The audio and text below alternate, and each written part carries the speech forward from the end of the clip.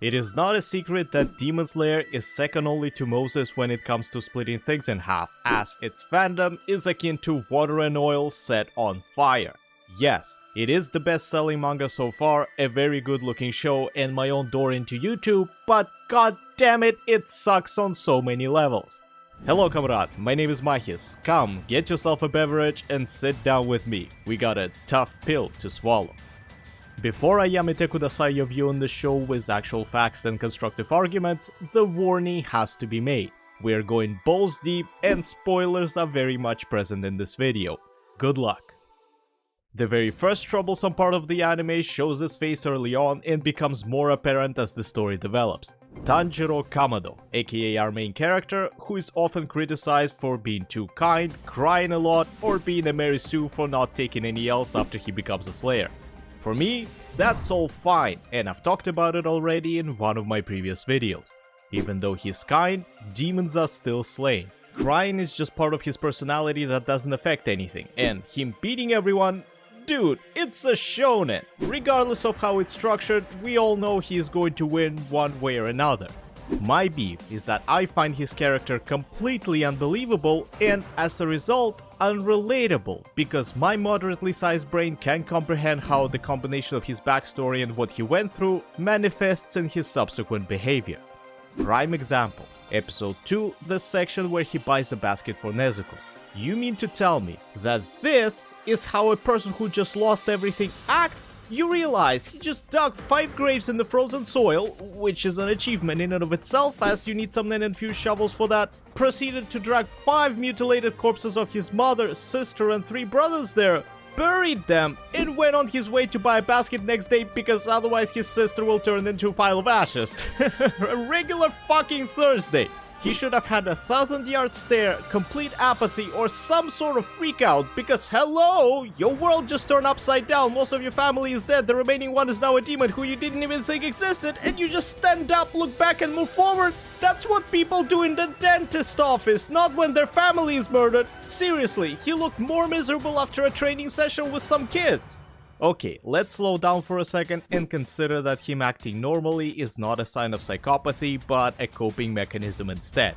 The brain is a very funny thing that some people even live their entire lives without, and it may deal with trauma in a plethora of ways, like ignoring it completely until a certain stimulus is introduced.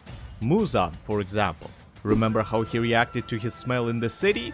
Those were emotions. The rage, the utter disregard for food and his own safety pushed him to face an opponent who could have clapped his cheeks instantly. Or that moment with Daki killing innocents, which no doubt triggers some memories and a rush of adrenaline so severe his dead sibling had to calm him down. Does his behavior make more sense now? No, it's just a half-ass mental gymnastic to attempt to explain a half-ass piece of writing. Secondly, we have another thing that contributes to my detachment from the story. Everything is shallow. The world building, the plot, the characters with a few exceptions, it just falls apart the minute you apply any amount of logic. I swear, I felt like a 4-year-old kid continuously asking why this, why that, since one contradiction followed the other. You see, I can believe anything as long as it makes sense within the story. That's why I don't mind watching sci-fi, high fantasy, or whatever this is. Here, even the fundamentals of the exposition are shaky at best because what we are told doesn't add up with what we see nor with historical precedent.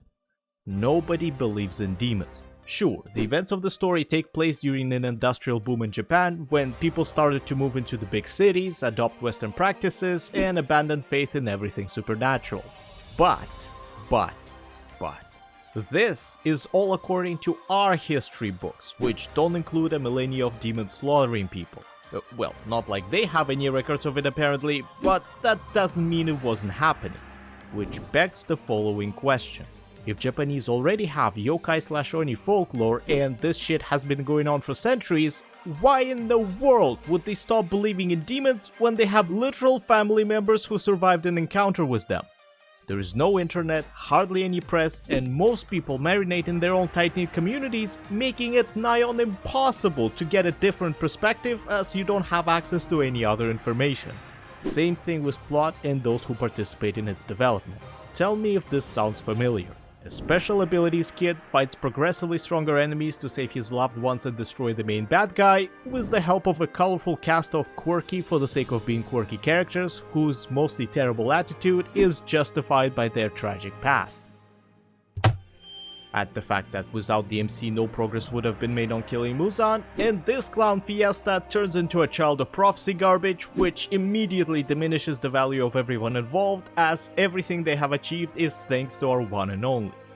There is no complexity here. We're being presented with this bigger-than-life conflict that lasted through dozens of generations and affected tens of thousands of people, only to see a grade school level squabble with flashy moves and no strategy at all.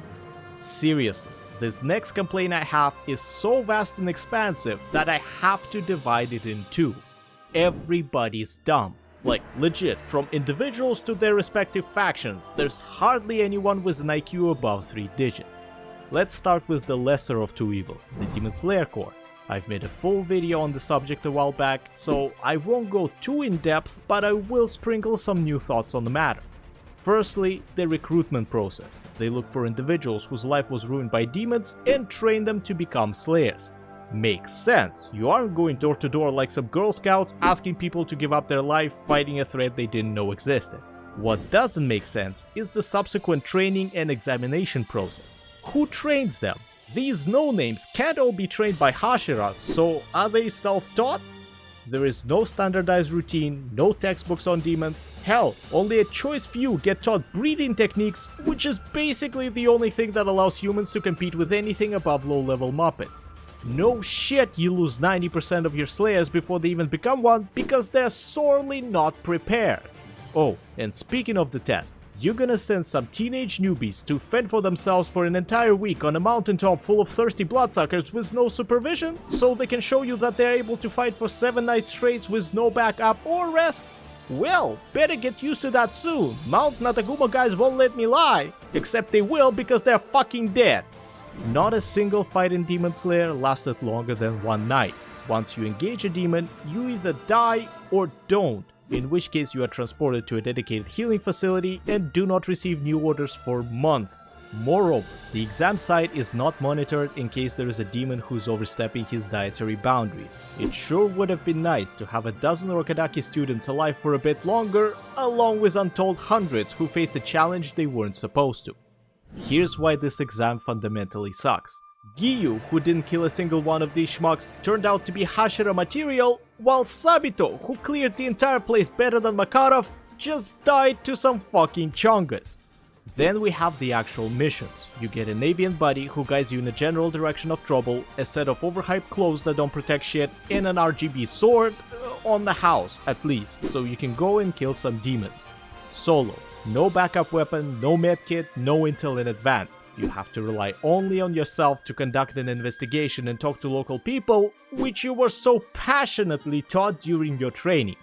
Oops, you weren't. And unless Plot Almighty was generous with some extra abilities or fancy clothes, you are dead.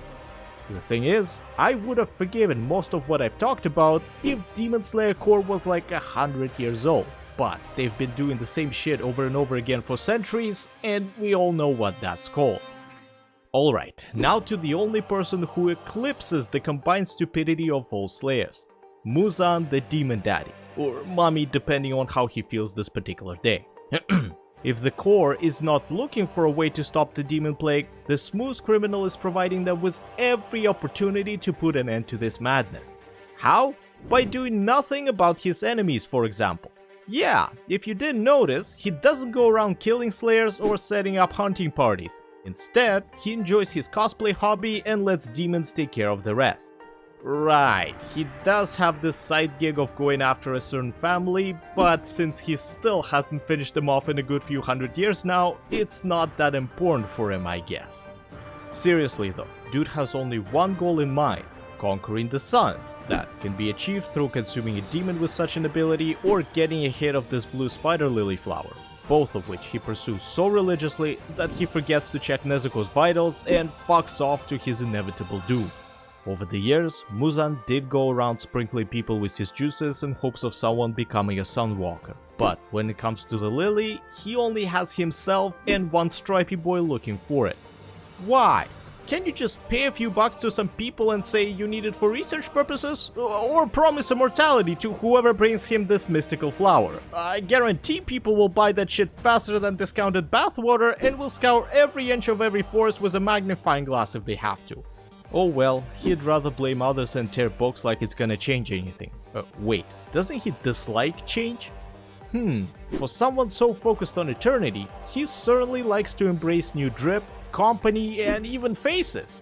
Anyway, once Tanjiro becomes a thing, the Demon King gets a sudden urge of wanting to do something about it and sends two of his weakest henchmen after our boy.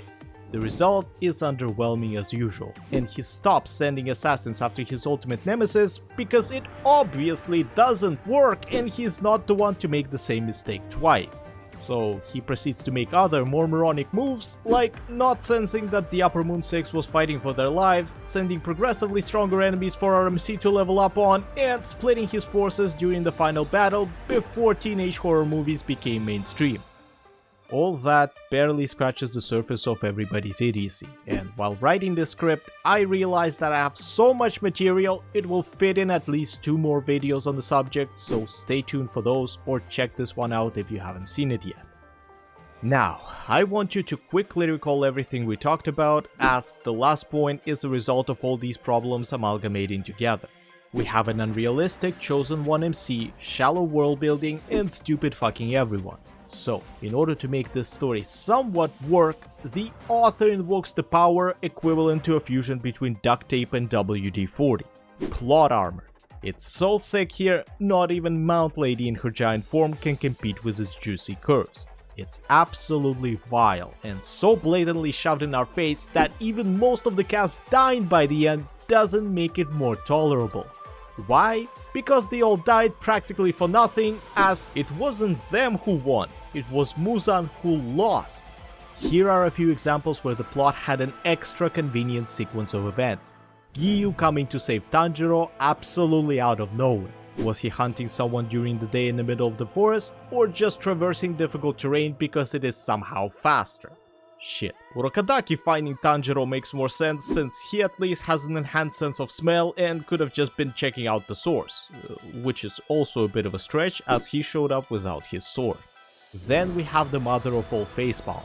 Our boy literally puts his hand on the biggest, baddest of them all and gets away scot-free with some wannabe moons chasing him. What? Muzan's ultimate nemesis presents himself on a silver platter with sugar on top, and this imbecile doesn't do anything about it? Okay, I understand his PTSD that he honestly should have gotten over already, yet it doesn't prevent him from giving Kokushibo a call and be like, "Hey bro, what's up? You remember these Kamados we were after? Yeah, I have one right here in such and such city. Wanna come over and have some fun? Okay, my people will lead you to him." Boom, Tanjiro's dead, Muzan has won, the show's over. But no, we have to pretend we're all high and mighty, ignore the threat while he kills Rui, Enmu, Daki, Hantengu until he spills the beans to Slayers and teaches them about the biggest plot device of the show, the Demon Slayer mark. My favorite type of the power-ups, by the way. An ass pull that comes in handy when there is no way the main character can survive. However, is this the only time I say however in this video? Weird. The worst offender in this category is undoubtedly the Yoshiwara arc. Zenitsu getting snatched and put in a fridge instead of being eaten, Inosuke shifting his organs and not bleeding out somehow, Tengen laying there pretending to be dead. Ain't no way the Slayers were surviving that, as after such an intense fight that must have drained the demons, they should have been munching on their corpses like they're being paid for it, not to mention the direct bloody orders from their beloved leader. What a joke. In conclusion, Demon Slayer is a series of highs and lows. Some things are done really well, some are done pretty bad, and if we are to average them out, it turns out that this show is unfortunately mid. It was I, Mahis, memeing into the microphone. Check out Discord and Patreon in the description if you like. Otherwise, have a great whatever time of the day you have. Until next time, cheers.